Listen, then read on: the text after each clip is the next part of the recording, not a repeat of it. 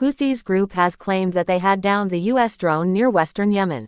The U.S. officials have confirmed crash of drone and Pentagon is currently investigating the cause of crash of American surveillance drone.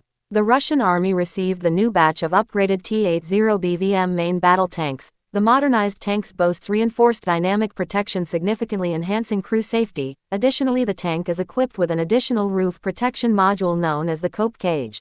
The Canadian government will provide Ukraine with more than 800 SkyRanger R70 multi-purpose unmanned aerial systems as part of its military assistance. The SkyRanger drones can operate at altitudes up to 4,500 meters with payload capacity up to 3.5 kilograms. It can automatically capture targets at a distance of 5 kilometers. South Korea is set to unveil an anti-drone system designed to intercept drones at distances of up to 30 kilometers using a tube-launched, unmanned aerial system.